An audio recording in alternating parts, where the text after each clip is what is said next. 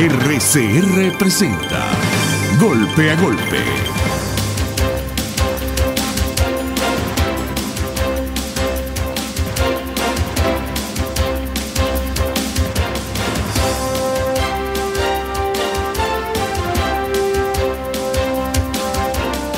Golpe a golpe, verso a verso. ¿Qué mala noticia me tiene? Porque las malas noticias son las que más interesan a la gente. Bueno, oye esta noticia. Oye, Delcy Rodríguez y Nicolás Maduro Guerra, que es el hijo del presidente de la República, todo queda en familia. han sido nombrados miembros de la Junta Directiva del Sistema Nacional de Orquesta. No, los dos saben mucho de música, como no. Cantaban bolero de chiquito. El hijo de Nicolás tocaba, creo que tocó un instrumento. ¿Pero qué te parece? Tocaba una lata así. Se murió José Antonio Abreu y nombraron a estos. José Antonio Abreu creó el Sistema Nacional para que cayera en manos de Nicolásito. ¿Qué tú crees que esté pensando José Antonio? No sé, porque yo creo que uno después de eso no piensa nada en el más piensa allá. como no, en la otra vida, desde el cielo, desde el infierno, mira hacia abajo y dice, Dios mío. ¿Qué dirán los músicos de la Orquesta Sinfónica? ¿Están cobrando o no están cobrando? No, yo no sé qué irá a pasar ahí. Si están cobrando no dicen nada. Si pasa lo que pasa en las demás cosas del país, ya sabemos. Oigamos. ¿Qué pasa? Hay muchas noticias de carácter económico. Está Rodrigo Cabeza, que fue ministro de Finanzas de Hugo Chávez y fue el ministro que dirigió la reconversión, declaró que esa reconversión no iba para ningún lado, que esta nueva reconversión no... Una pregunta, ¿tú crees que algo no conduce a nada? ¿Tú crees que algo va a algún lado en Venezuela? ¿O que lo que va a algún lado es Maiquetía, la gente que se va rumbo a los Estados Unidos, donde sea? Bueno, ya eso lo tenemos claro, ya eso no hay ningún problema. Lo que estamos hablando es lo que ocurre fuera de Maiquetía. No ocurre nada. Bueno, no estás viendo pues lo que dijo Rodrigo Cabeza, es un miembro importante del PSUV, es de la Junta es del Comando Táctico Nacional, de esas cosas que ellos llaman Comando Táctico Nacional Estratégico, Simón Bolívar. Ah, tenemos a Orlando Ochoa. Orlando Ochoa. Buenos días, Ochoa, economista y profesor de la Universidad Católica Andrés Bello. Buenos días, Orlando, un placer saludarte. ¿Cuántos alumnos raspaste este año, Ochoa? En estos días ahí a Manuel Sutherland, ¿no? Y me acordé mucho de usted porque él dijo algo que tú nos habías dicho con anterioridad. Es que da pena ajena hablar con los economistas del gobierno, dijo él, porque hubo unos economistas, unas muchachas que plantearon que el problema económico de Alemania después de la Primera Guerra Mundial fue por culpa del New York Times y del Washington Post. ¿Qué te parece? Esos economistas que se gastan el presidente de la República. Pero no incluyó al país de España. No, por eso te estoy diciendo. Ellas decían que el problema económico de Alemania después de la Primera Guerra Mundial fue unos artículos y una guerra que le hizo el Washington Post y el New York Times al marco alemán. Algo parecido aquí lo que ocurre con el Dollar Today. Tenemos a Orlando Ochoa. En el mundo de las excusas y las justificaciones, la ideología siempre ha sido el paño de lágrimas de esta gente. Pero bueno, cuéntenme ustedes. Orlando, ¿qué te parece lo de Rodrigo Cabeza, que planteó que esa reconversión no va para ningún lado? O sea, digamos, está pensando igual que ustedes. Bueno, las críticas fuera, dentro del gobierno, creo que son generalizadas. Para nadie es un secreto que no hay forma, bajo la concepción de Maduro, que parecía tener un fuerte componente de propaganda, de enfrentar la hiperinflación, el tener un mercado cambiario disfuncional, y esas dos cosas están derrumbando el poder adquisitivo del salario y la capacidad de producción dentro de Venezuela, desde el sector privado hasta el sector petrolero. A mí me sorprende que ante una situación tan clara de los problemas claves, el problema de la hiperinflación con causas fiscales y monetarias y cambiarias, el problema de colapso de la producción privada, el problema de colapso del poder adquisitivo del salario el hambre, la miseria, la única respuesta sea un aparato de propaganda estilo estalinista que domina todos los medios públicos y que trata de decirnos de que con Maduro viene la prosperidad. Delcy Rodríguez dice que Venezuela es una potencia en producción de rubros, con una sonrisa que uno sabe exactamente qué es lo que tiene en la mente. Y Jorge Rodríguez nos dicen que van a tomar medidas para que los venezolanos retornen, cuando los venezolanos ya de todas las edades, pero particularmente los más jóvenes, huyen de Venezuela, del socialismo, de las plagas del socialismo, del desastre que se ha causado. Ahora, ustedes me preguntan, ¿esto es reversible? Esto es reversible, pero por supuesto hay que crear primero las condiciones políticas y luego enfrentar toda la serie de problemas que se han acumulado. ¿Tú has visto la foto del periódico ABC sobre España? No. Unas imágenes, unas colas gigantescas. La gente en el mundo cree que nos estamos muriendo de hambre. ¿Es cierto o es mentira? Mira, una parte de la población de Venezuela está en hambre. Y por supuesto, una parte de Venezuela, y las partes más débiles suelen ser los niños, los ancianos, están en desnutrición. Hay signos de eso. Hay signos además de que el desempleo abierto, es ya no solamente que no tienes ingresos bajos, sino que no tienes ingresos por la caída de actividad económica del país, es enorme. Una gran parte del mundo empresarial de Venezuela está funcionando a 1/3 de capacidad. Son raros los sectores que están trabajando por encima del 50%. Incluso las refinerías de PDVSA están trabajando por debajo del 50%. Las empresas básicas que producen acero, aluminio, las empresas de cemento, todo sistemáticamente está caído. La infraestructura de Venezuela se deteriora. Las fallas eléctricas se podrían solucionar si se hubiesen hecho en el pasado inversión ordenada en generación, transmisión, pero la corrupción depredadora de este régimen, que es insólita, y evitó eso. Ahora no hay recursos, el sistema eléctrico decae, la distribución de agua, la calidad de la agua también, hablar internet, en fin. ¿Qué solución hay? ¿Irse de Venezuela? Ajá, No, la solución es evidente. Es primero el gobierno que Maduro renuncie, que la reelección de un hombre que ha causado este desastre no la va a creer nadie. Nadie va a creer en la reelección de un hombre que ha causado semejante desastre y recurre a propaganda estalinista y dice que él se parece a Stalin y cosas por el estilo, ¿no?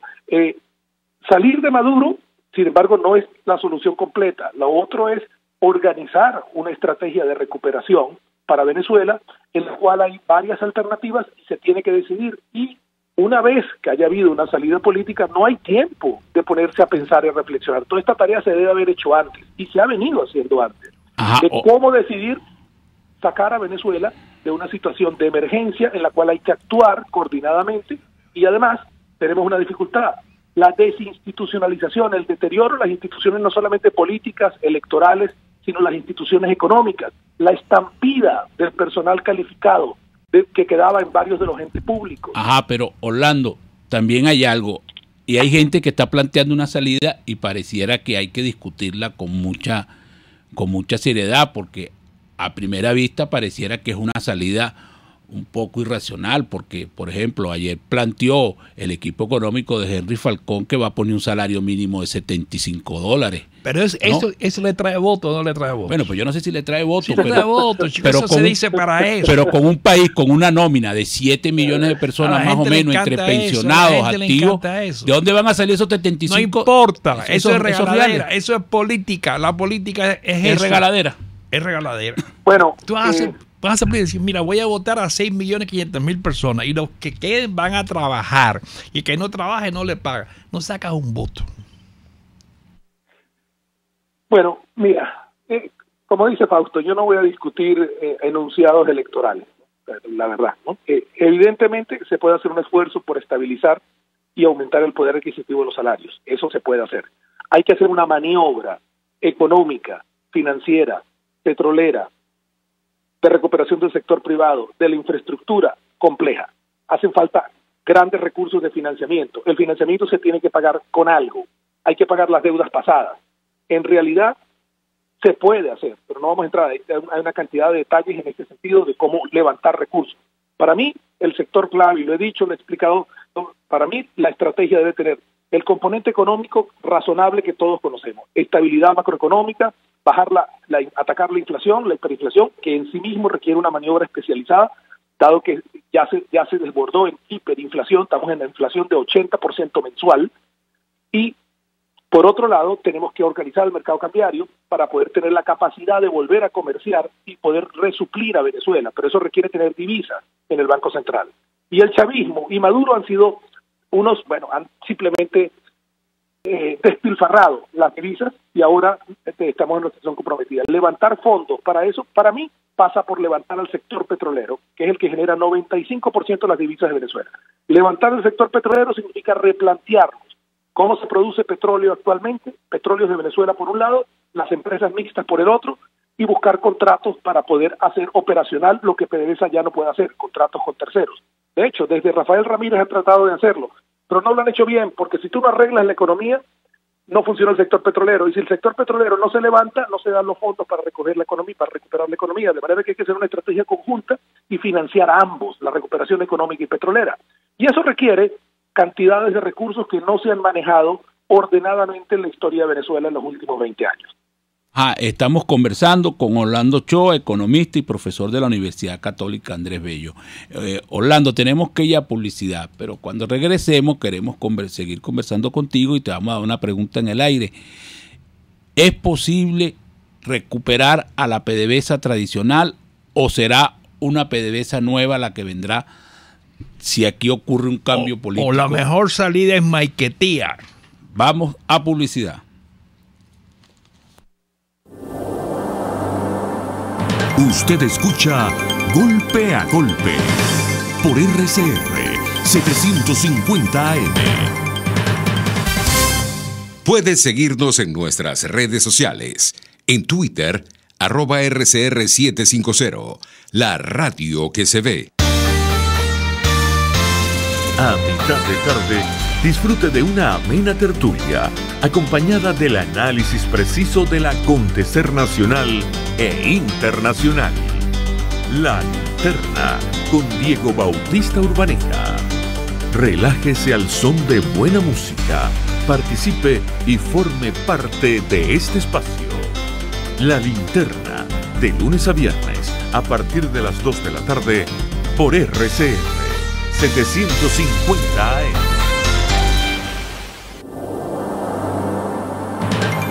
Una crónica de la actualidad. Golpe a golpe. Solo por RCR. Estamos de regreso en Golpe a Golpe. Estamos conversando con Orlando Ochoa, economista y profesor de la Universidad Católica Andrés Bello. Le habíamos dado una pregunta en el aire. ¿Va a ser posible la recuperación de PDVSA tradicional que conocimos o será una nueva PDVSA? O como dice Fausto, la salida será maiquetía. No, podemos recuperar a Petróleos de Venezuela, pero sí hay que ser creativo y pensar en cómo reorganizarla.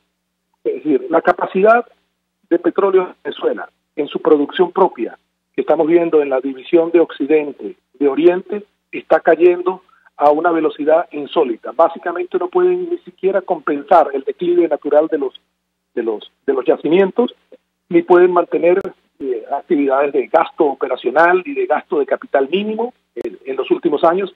Estamos viendo, por ejemplo, la producción de crudos ligeros, que para el 2011-2012 estaba por encima de los 570.000 barriles, 550.000 barriles, entre el lago de Maracaibo y el norte de Maturín, fundamentalmente, está ahora por debajo de 200.000 barriles.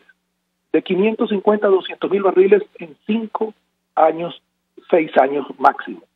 La producción de crudos medianos, que estaba en más de 800.000 barriles, ya está por debajo de 400.000 barriles. Realmente estamos viendo una caída en barrena de la actividad petrolera.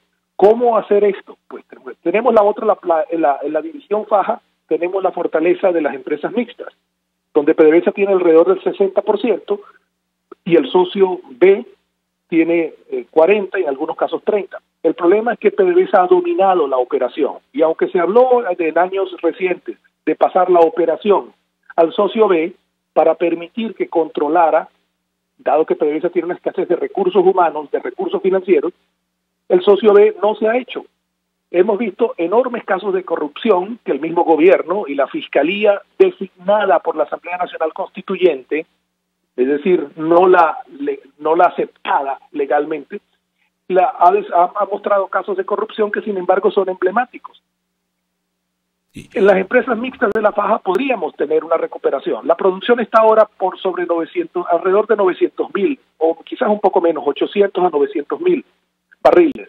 Ahí la producción se podría recuperar a 1.2 millones de barriles relativamente fácil, si hubiese acceso a diluyente, si hubiese acceso a los químicos adecuados. El diluyente se usa para mezclarlo con el crudo extrapesado, la nafta para mover los crudos extrapesados a Jose, donde están los mejoradores de crudo extrapesado, donde hay fallas en los mejoradores por falta de mantenimiento. En fin, hay una cantidad de fallas que en replantear la asociación con las empresas mixtas podría buscarse. ¿Por qué no se ha hecho? Ajá, pero Orlando... Porque del lado de PDVSA los gerentes han preferido mantener la procura, las compras en el exterior que hacen a través de Bariben con enormes sobreprecios.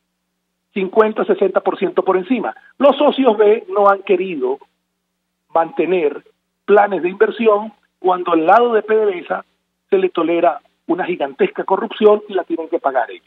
De manera que entre el otro aspecto es el régimen cambiario. A una tasa DICOM, las inversiones en bolívares son costosas. Pero en fin, Orlando, tiene una cantidad de problemas. Orlando, eso nos lleva a otra pregunta. ¿Va a ser posible que el gobierno venezolano pague los 750 millones de dólares que se vencen este mes, que los tiene en bonos de deuda externa? Yo te hago otra pregunta. Si no los paga, ¿qué pasa? ¿Qué sucede? Mira, los pagos que hay por intereses de algunos bonos de PDVSA, que son básicamente intereses, no hay vencimientos, no hay vencimientos del lado de PDVSA, del lado de la República sí. Lo que estamos observando, los bonos de la República ya se dejaron de pagar. Sencillamente no tienen para pagar el capital y dejaron de pagar los intereses desde que Maduro preanunció esto a finales del año pasado. Los bonos de PDVSA los vienen pagando por goteo, por parte. Es verdad, el gobierno ha hecho un esfuerzo por mantener los pagos del lado de PDVSA. Recordemos que en caso de suspensión de pagos completa y que los tenedores de bonos decidieran acelerar, usar las cláusulas de aceleración para cobrar todo ante la incapacidad de pago, tendríamos en riesgo a Citgo, que está actuando. Los activos de Citgo son garantías del bono 2020 que se emitió. De una parte del bono 2020, 49%, 51% de los activos de Citgo en sí misma son garantías de este bono, y la otra parte, el 49%, fueron garantías de un préstamo de Rosneft o de una compra de petróleo prepagada con Rosneft. Es decir, esta gente puso en garantía a Citgo, y si hubiese incumplimiento hay riesgo de perderlo. Segundo, Petróleos de Venezuela tiene, por supuesto, flotas de tanqueros, activos en el exterior, y de incumplir veríamos acciones inmediatas. En cambio, del lado de la República es más complejo. Los tenedores de bonos en el resto del mundo están simplemente que observando salir a cobrarle a Maduro, viendo el desastre económico que tiene, el discurso de propaganda, la incapacidad. Es perder el tiempo. Me imagino que en el resto del mundo lo que están esperando es si en Venezuela hay la posibilidad de un cambio político para luego ver cómo lidiar con las deudas por el lado de la República. Por el lado de PDVSA tiene además otro problema. No pueden movilizar los limitados fondos que tienen en el resto del mundo para pagar, para servir las deudas de los bancos americanos. Se les han retenido en Euroclear y en distintas instancias los fondos, porque vienen a veces de fuentes extrañas, no formales de PDVSA. Los manejos de fondos de PDVSA no son transparentes desde hace años. Varios dirigentes chavistas han mezclado sus finanzas personales con las finanzas de PDVSA. Es escandaloso. Esto no existe ya ni en África, lo que han hecho. Usando el patriotismo, la defensa de los recursos de petróleo como excusa, han hecho el peor desastre financiero interno que hayamos visto en la historia de Venezuela dentro de PDVSA.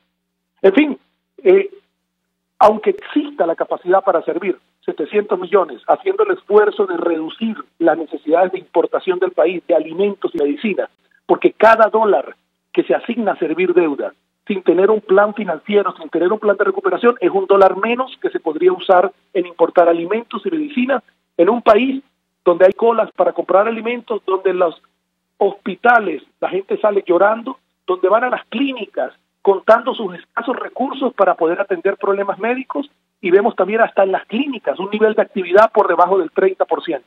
Lo que ocurre en Venezuela, señores, es una verdadera tragedia, con un gobierno que se dedica a hacer propaganda para tratar de encubrir esto, me imagino, hasta que tengan que salir. Pero aparentemente piensan quedarse hasta el fondo, hasta que Venezuela tenga las más limitadas posibilidades de salir adelante. Esa tragedia no es muy solucionable. Este país con producir petróleo no arregla eso. Eso nos ocurre por brutos, por indolentes o por comunistas. Mira, fue una mezcla, porque no hay duda que el proyecto ideológico distorsionó los mercados, distorsionó los precios relativos, socavó el uso razonable de las divisas. Por otro lado, la corrupción rampante y tolerada a todos los niveles. Pareciera que toda la alta dirigencia del gobierno tomó literal las palabras de Chávez, cuando después del 2002, de los problemas de abril del 2002, Chávez dijo, no nos vuelven a agarrar sin dinero. Pareciera que hubo una autorización abierta. Ajá, pero estamos conversando con Orlando Pero Choe. no solamente, además de ideología y corrupción, también está el populismo, el tratar de mantener una red clientelar que sostenga 25%, 30% de la población dependiente para que voten por ellos. Y en el mundo del abstencionismo, poder ganar y sostenerse a pesar de la tragedia que han causado. Ajá, Orlando, pero ese desorden también llegó al mercado paralelo, porque lo que uno oye en la calle y lo que ve en las páginas web con respecto a los marcadores de ese dólar paralelo es un total desorden. No, o sea, eso eso llegó, uno el desorden que económico dólar, en Venezuela es total. El dólar es lo único que importa, lo demás no importa nada, ¿sí o no? Mira, la gente lo que quiere es que le den un dólar. El bolívar no sirve para ni empapelar las paredes. Cuando los países caen en desastres como el nuestro, hiperinflación, pérdida de poder adquisitivo del salario, la moneda se derrite literalmente, en todos hay la búsqueda de moneda dura. Siempre que hay una crisis de esta magnitud, se trata de migrar de la moneda débil a la moneda dura. La solución del gobierno, por supuesto, que llega a niveles de estupidez, es de haber ofrecido que una criptomoneda, que no era criptomoneda completamente excepto por el registro electrónico, y no tenía respaldo en petróleo, porque lo que estamos hablando es de derechos de explotación petrolera a futuro en un país donde está colapsando la producción formal que existe. Y por otro, quitarle 3 ceros de nuevo a la moneda. Básicamente han hecho de esto una tarea de camuflaje monetario. Pero, por supuesto, en una situación como esta, la búsqueda de divisas es esencial. Como no hay un mercado formal, tenemos que los mercados están distorsionados. Las remesas que se están enviando a Venezuela se están convirtiendo en un negocio, se han convertido ya en un negocio muy atractivo, porque ya una parte de los venezolanos, hemos visto en las encuestas, estamos hablando de una cifra que puede ser 11, 12% de la población, sobre 30 millones, está recibiendo remesas del exterior, cada vez con mayor regularidad, de sus familiares que se fueron a sobrevivir y enviar dinero para ayudarles. Las remesas, por supuesto, están en divisas y no se quieren cambiar a la tasa de cambio oficial. Por lo tanto, ese mercado cambiario se ha vuelto más atractivo. Y como una página web pareciera estar afectado, no sabemos si por las remesas, por las operaciones en la frontera, empiezan a aparecer otras que ofrecen además la posibilidad de cambiar los envíos de remesas a una tasa de cambio más alta. En fin, son mercados negros y se están tratando de adaptar a la situación. Pero el problema de fondo, el gran déficit del fiscal del gobierno que lo usa para buscar... ¿Qué? ¿No se oye? ¿Aló? No, Orlando, que por razones de tiempo tenemos que despedirte porque se nos culminó el tiempo. Quedamos contigo en seguir conversando sobre la situación. Bueno. Hemos conversado con Orlando Choe, economista y profesor de la Universidad Católica Andrés Bello, y vamos a publicidad. Ni de suerte, ni de gracia, ni de pecho. Es Golpe a Golpe. Puedes seguir nuestra programación a través de rcr.tv, la radio que se ve. El siguiente espacio educativo está dirigido a niños, niñas y adolescentes. RCR presenta Todo se puede, una producción nacional independiente de Mayra Prado, certificado número 16923. El cambio es acción. Muévete por tu salud. No tienes excusa. Tú puedes. Primeros auxilios contra la desesperanza y el pensamiento catastrófico. En una situación difícil es muy fácil alinearse con el pensamiento de la mayoría de las personas. Cosas como esto no sirve, esto no cambia. La presión emocional sabe dejar sus huellas y los cambios se notan en nuestro nivel de energía y la forma de manejar nuestras rutinas de vida. Me dirás, ajá, ¿qué hago? A mis manos llegó un artículo de la psicóloga Mari Carmen Rivas publicado en tururú.com, quien nos preparó un botiquín de primeros auxilios contra la desesperanza y el pensamiento catastrófico. 1. No te aísles. La comunicación nos ayuda al desahogo, la distensión emocional y a compartir ideas para salir de la crisis. 2. Dedica un poco de tu tiempo al cuidado de tu cuerpo y de tu salud. Respeta en las medidas de tus posibilidades tus horas de comida y de sueño. 3. Evita el uso del lenguaje fatalista, palabras de desaliento, desesperanza, de odio, de guerra, de muerte. Estas infunden malestar, parálisis, desasosiego, angustia, desmotivación y toda suerte de emociones y sentimientos que nos restan fuerza y creatividad. 4. Combate la percepción parcial negativa, ese hábito de enfocarte siempre en lo que te falta, en lo malo. Haz el ejercicio consciente de buscar las cosas buenas que ocurren en tu entorno. 5. Evita los desinfladores de sueños. ¿Sí? Esa gente que tiene un problema para cada solución que tú propones. 6. Filtra la información que recibes. No te hagas eco de rumores, ya que cuando lo haces dejas de usar tu sentido común y pierdes el interés en la comprensión y la lógica de las cosas que vives. 7. Establece pequeños retiros de reforzamiento emocional.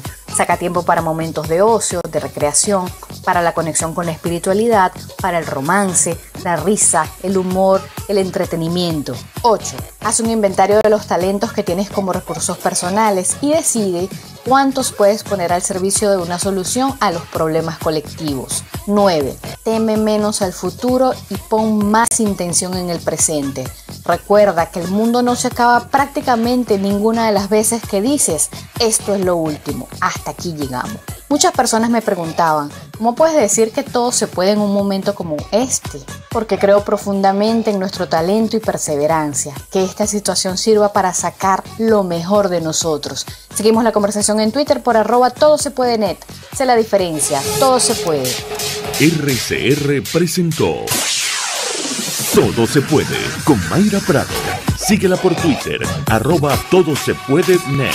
Una producción nacional independiente de Mayra Prado, certificado número 16923.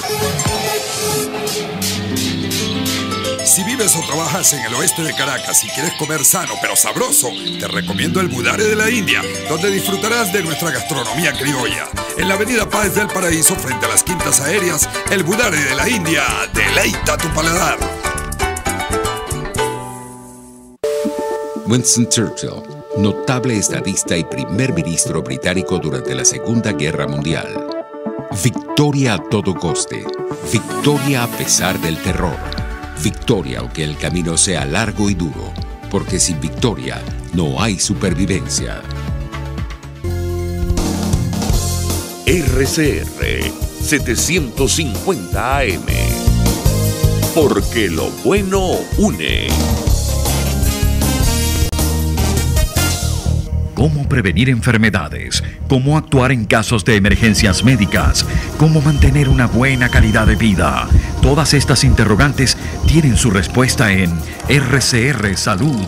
Todos los domingos, con el Dr. José Eduardo Troconis, comparte con nuestros oyentes notas de bienestar físico, salud mental y social para el buen desarrollo del ser humano. RCR Salud, todos los domingos a las 10 de la mañana. Por RCR. En RCR somos vanguardia. Toda la programación de tu RCR también la puedes seguir a través de la internet. Audio y video en tiempo real. Noticias y mucho más. No te pierdas ni un segundo de nuestra programación. No hay excusa ni cadena que valga para que dejes de escucharnos. Ingresa a rcr.tv. La radio que se ve.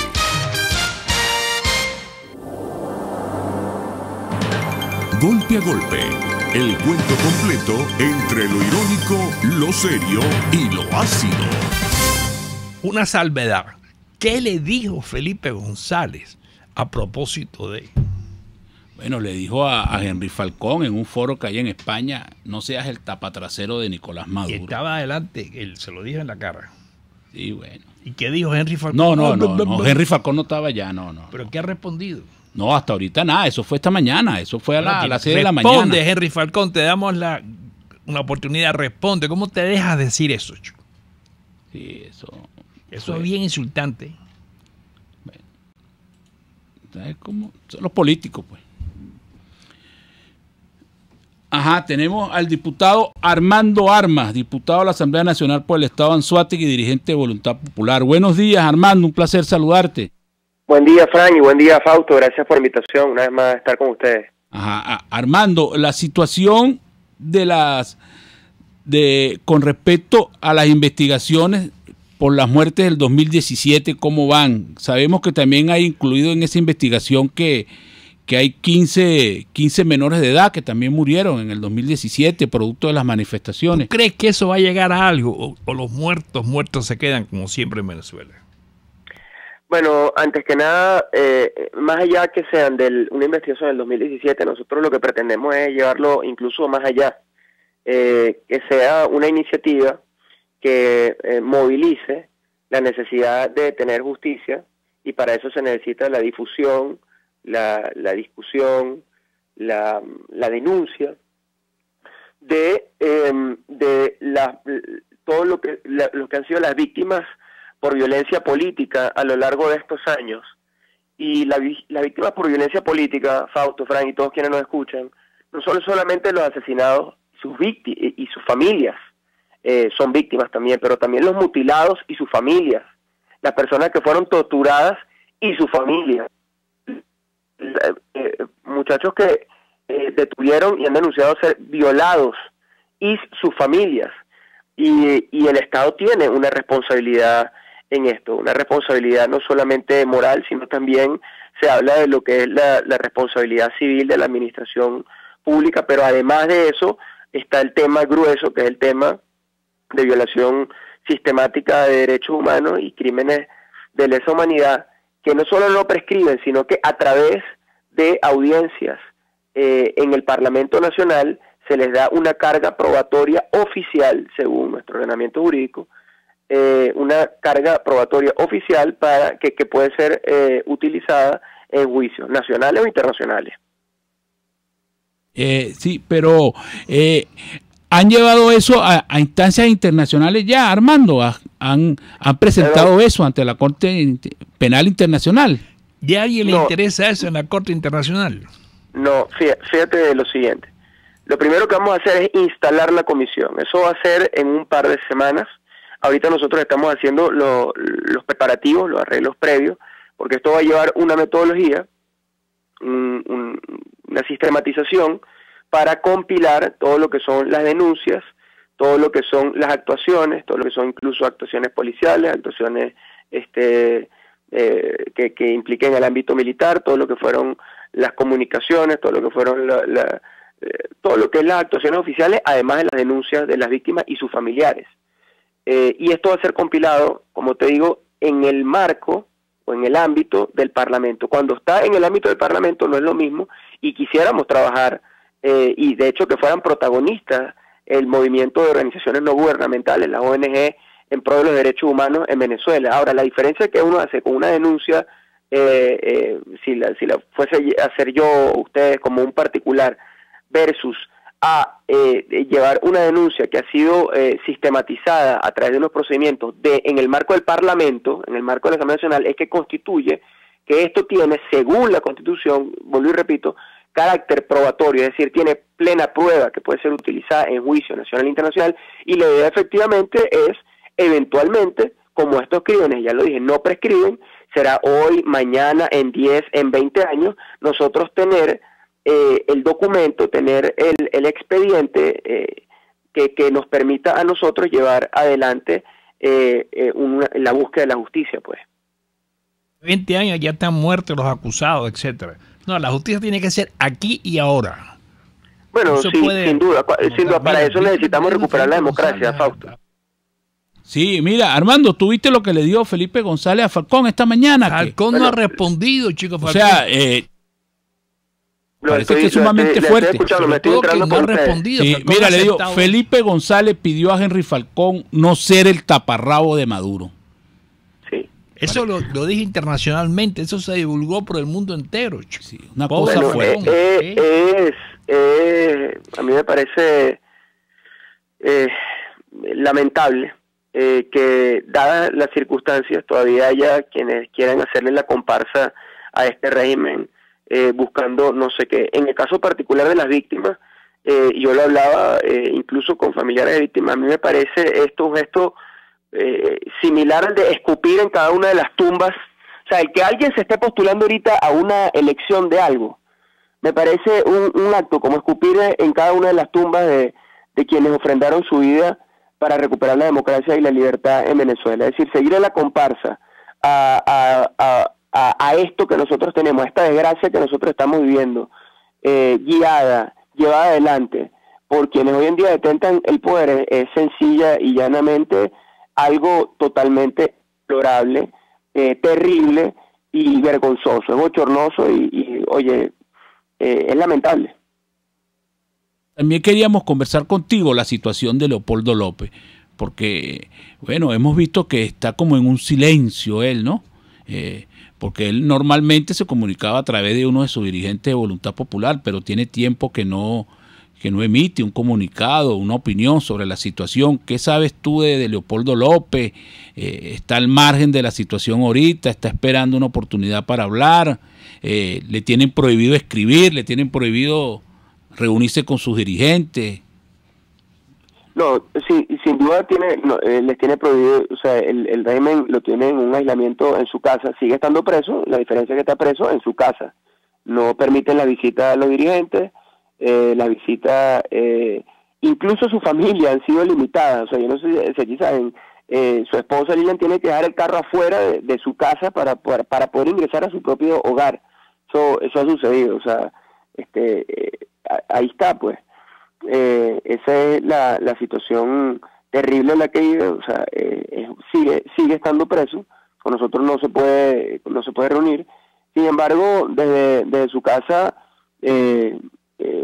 ha estado activo, se quiere, en el tema de reflexiones, escribiendo. Ahora, en estos momentos, se está difundiendo el libro o el plan que plantea el libro Venezuela Energética, que es una coautoría entre él y Gustavo Vaquero, que tiene que ver con todo el planteamiento de desarrollo energético y petrolero para Venezuela, es decir, cambiar el paradigma de la relación petróleo-Estado-sociedad, que es una verdadera revolución, es la democratización de la renta petrolera y las mejores vías para volver a ser una potencia más que petrolera, energética.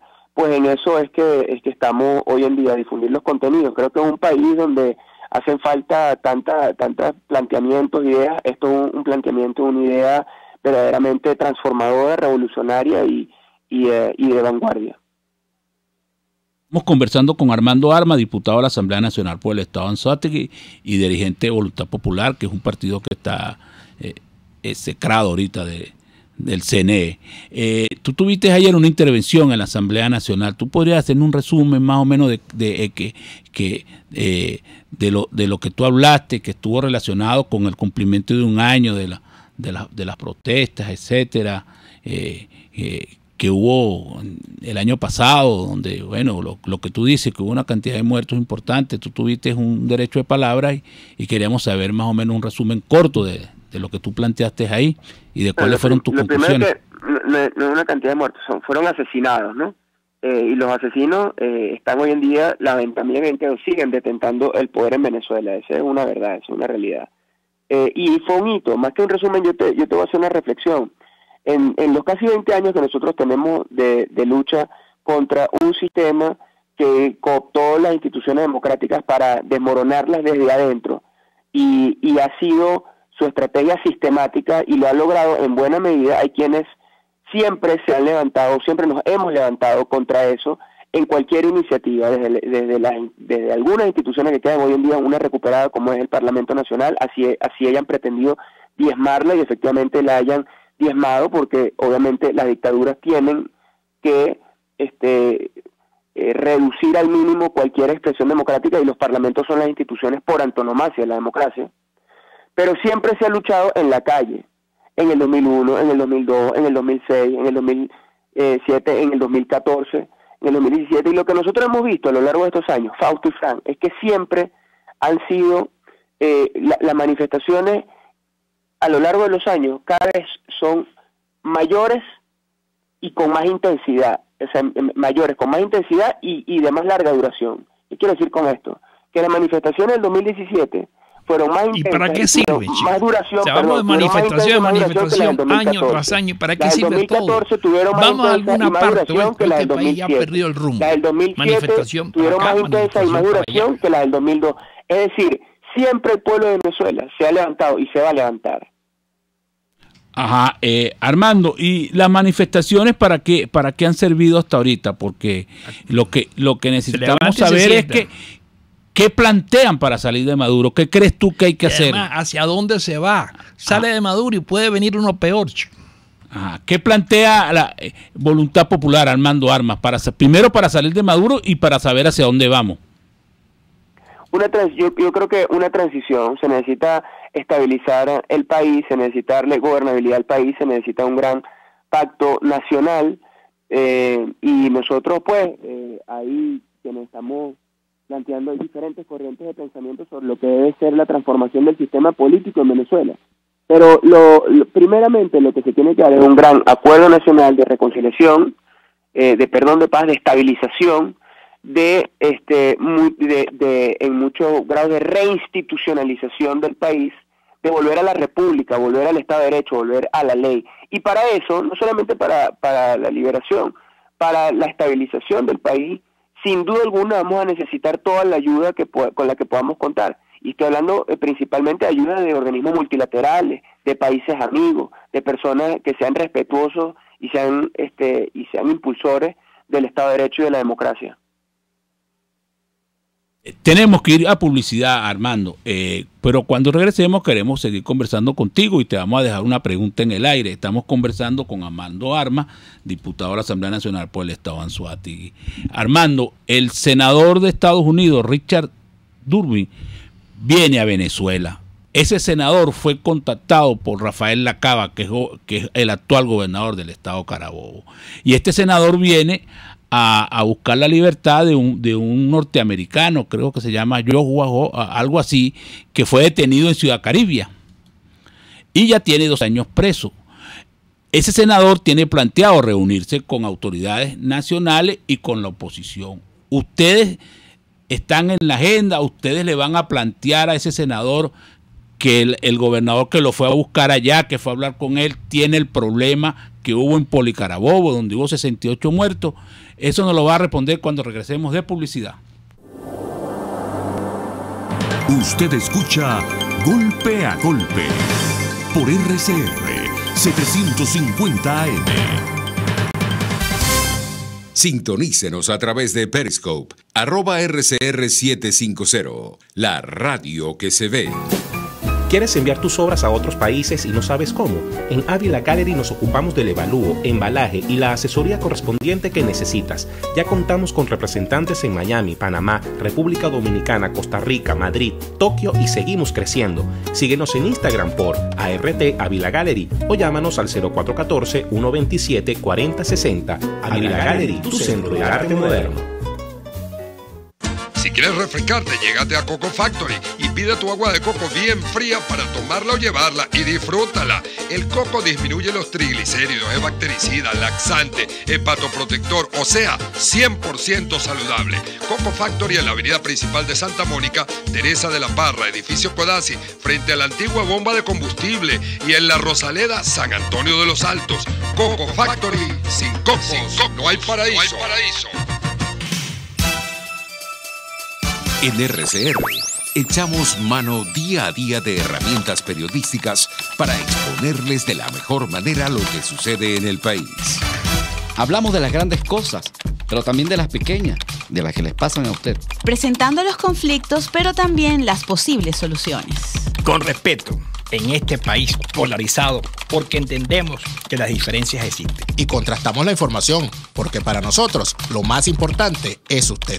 Inmediatez, opinión, participación, tolerancia y respeto. RCR 750 AM, porque lo bueno une.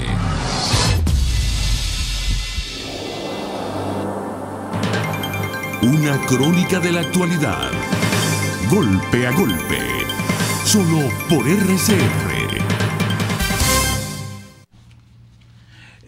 Estamos de regreso en Golpe a Golpe, estamos conversando con Armando Armas y le habíamos dejado una pregunta en el aire que está relacionada con el senador de los Estados Unidos, Richard Durbin, viene a Venezuela y fue contactado en Estados Unidos por Rafael Lacaba, y él viene a reunirse con sectores del gobierno y sectores de la oposición, y le hacíamos una pregunta a Armando Armas si ellos tienen planteado reunirse con este senador y plantearle la situación no solamente de Carabobo, sino la situación de los presos políticos venezolanos, la situación del norteamericano detenido en Caribia que se llama Joshua, algo así, que tiene ya 2 años, y bueno, si en esa reunión le van a plantear también la situación del gobernador. Mire, este fue el gobernador que tuvo la situación en Policarabobo. ¿Qué nos dices, Armando?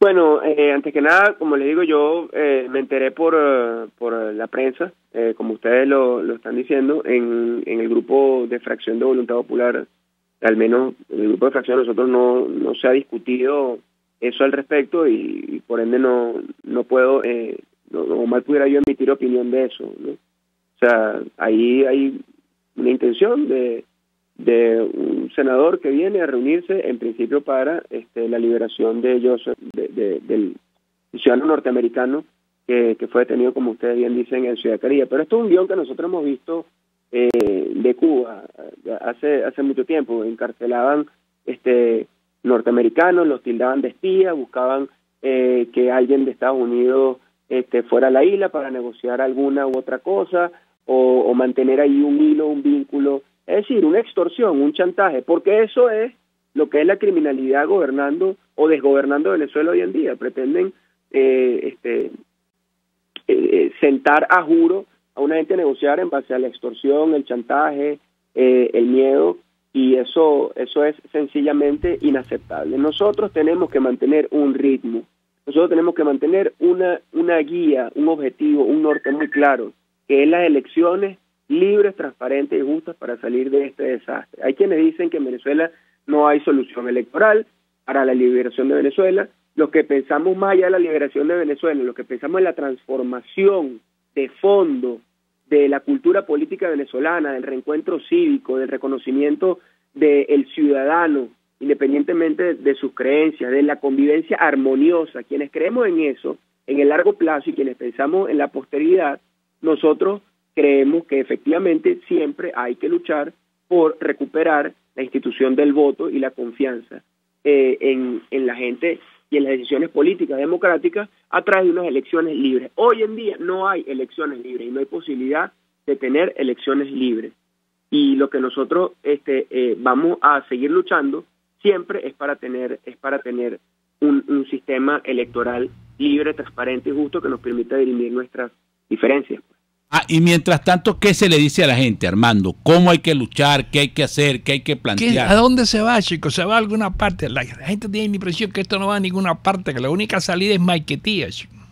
Sí, nosotros, bueno, al menos lo que estamos haciendo dirigentes de Voluntad Popular es organización en las comunidades en función de la formación, de la difusión de lo que está pasando. Primero, estar claro, y segundo, mover adelante un planteamiento dentro de la oposición que, como bien saben, es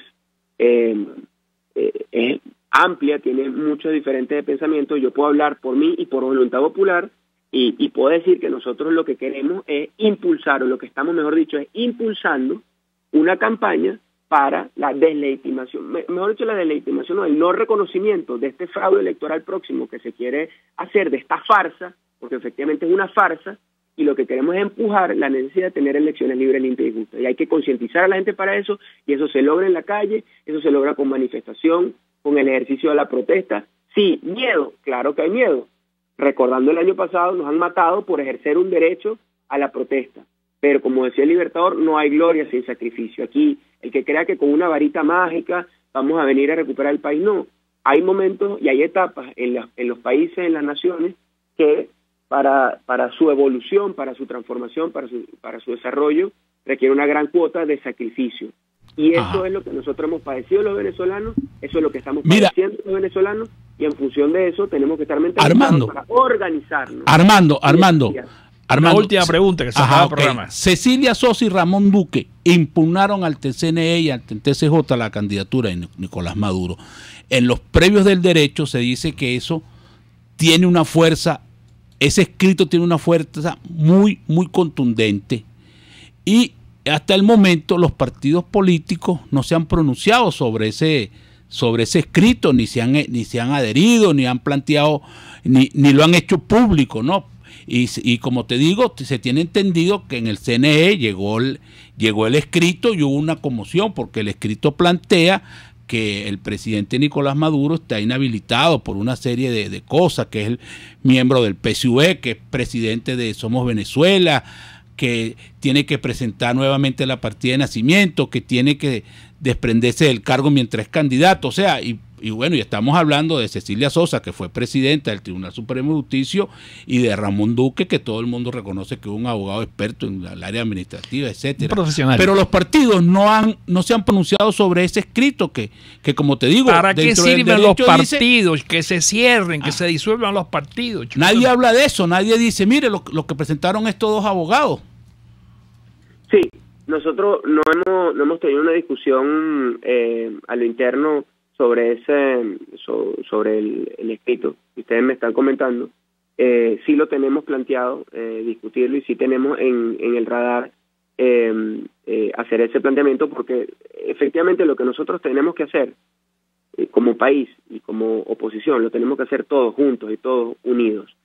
Yo no he leído el escrito, he leído reseña del escrito, tengo entendido que tiene una altísima calidad jurídica, pero en un país donde lo jurídico hace rato está sepultado, y aquí lo que manda es el desorden y la cultura delincuencial, pues obviamente tiene ciertas debilidades. Es una bandera de lucha que yo creo que hay que tomar muy en cuenta, y obviamente no solamente el prestigio que tienen, que lo tienen el doctor Duque Corredor y la doctora Cecilia Sosa, sino el contenido del escrito. Yo efectivamente, y eso se está haciendo, tengo entendido en diferentes instancias, diferentes partidos, diferentes organizaciones, se está discutiendo esta iniciativa. Armando, por razones de se acabó lo que se tiempo, daba. Tenemos que despedirnos. Fue un placer tenerte. Muy interesante lo que has dicho, pero llegó la hora y chao. Hemos conversado con Armando Arma, diputado de la Asamblea Nacional por el Estado Anzoátegui y dirigente de Voluntad Popular. Será hasta mañana. RCR presentó Golpe a Golpe.